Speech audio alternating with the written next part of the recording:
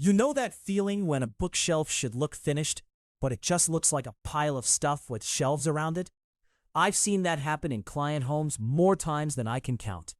And the fix usually isn't buying more decor. It's about scale, spacing, and a few smart choices that make the whole wall feel intentional. In this top 15 countdown, I'm showing you the bookshelf ideas I keep coming back to. From simple and budget-friendly to the ones that make a room feel instantly pulled together.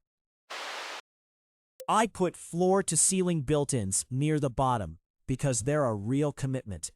If the wall isn't plumb, the gaps show fast, and you'll spend extra on scribing, filler strips, and trim. They're gorgeous, sure, but they only pay off when you've got enough books, art, or storage to justify the whole wall. Floating wall-mounted shelves look clean, but I'm always checking the studs before I call them simple. If you load them with heavy hardcovers and cheap anchors, they sag or pull loose, and that's a mess I've had to fix more than once. They work best for lighter books, ceramics, and a little breathing room between objects.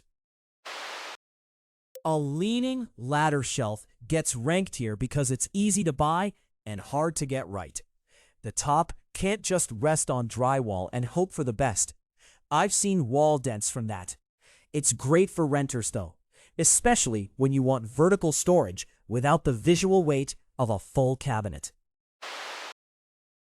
Corner bookshelves are sneaky good in small spaces, but only if you measure the swing of the room, not just the wall length.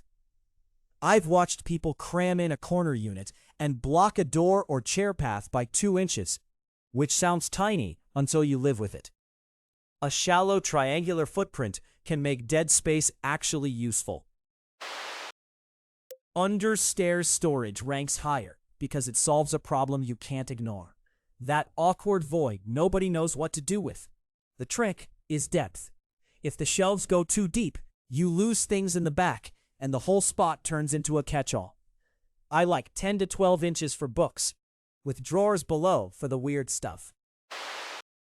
A bookshelf room divider earns its spot because it does 2 jobs at once, and that matters in open-plan homes. But here's the catch. If you pack it solid, you kill light, and the room feels smaller. I like open backs or staggered shelves, so you get separation without building a wall that blocks the whole space. Living room bookshelf styling lands near the top, because this is where the whole thing either looks intentional or just cluttered. I found the best shelves follow a simple rule: leave about a third empty, then repeat one material, like ceramic, wood, or brass, so the eye has something to hold on to. That little restraint makes the room feel calmer. I'm putting the bedroom bookshelf and headboard combo at number 8 because it looks smart on paper, but it's trickier than people think. If the shelf is even 4 inches too deep, you'll bump pillows and lose circulation space. I've had better luck keeping it shallow, around 8 to 10 inches, with closed storage below, so the bed doesn't feel crowded. That cozy reading nook bookshelf lands at number 7 because the comfort is real, but the footprint can get wasted fast. I've built a few where the seat was lovely and the shelf was too high, so the books felt decorative instead of usable. Aim for 10 to 12 inches above the cushion, and keep lighting tucked low so the corner actually gets read in. Color-coordinated book arrangement comes in at number 6 because it photographs beautifully, but I've watched it fall apart the minute someone actually needs a specific title. The trick is to keep the color blocks loose, not rigid, and hide the random paperbacks in baskets or behind objects. That way the shelf looks intentional without turning into a library you can't use. The DIY pipe and plank bookshelf sits at number 5 because it's sturdy, cheap, and honestly, a little unforgiving. If your wall anchors are off by even a quarter inch, the whole thing reads crooked. I like 1-inch black pipe with 2x10 pine shelves, but you've got to seal the wood well, or the boards start looking tired fast. A cube grid bookshelf unit lands at number 4 because it solves storage better than most open shelves, but only if you keep the cubes from getting visually noisy. I've seen people fill every slot and the whole wall starts looking busy. Leave a few cubes empty or use matching bins, and the room breathes a lot easier. The arched alcove bookshelf Nook earns number 3 because the architecture does half the work for you. But here's the catch. If the shelves don't follow the curve cleanly, the whole thing feels like an afterthought.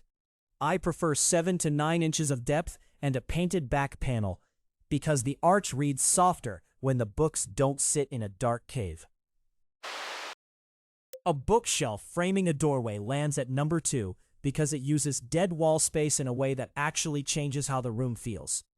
I've done versions where the shelves were too deep and suddenly the doorway felt pinched. Keep the side units around 10 to 12 inches deep and the opening stays generous while the storage looks intentional. That skinny picture ledge gets the win because it fixes the biggest bookshelf mistake I see. Books shoved straight back on a deep shelf. A 3 to 4 inch ledge keeps spines visible, lets you layer 1 or 2 objects, and stops the whole wall from feeling heavy. Honestly, it reads calmer the second you install it. That's the list. And honestly, the best shelf ideas aren't the fanciest ones. They're the ones that fit the room, the books, and the way you actually live. If you want more practical design ideas like this, hit subscribe, leave a like, and visit omnihomeideas.com for more resources from our team. I'm Brad Smith, and I'll see you in the next one.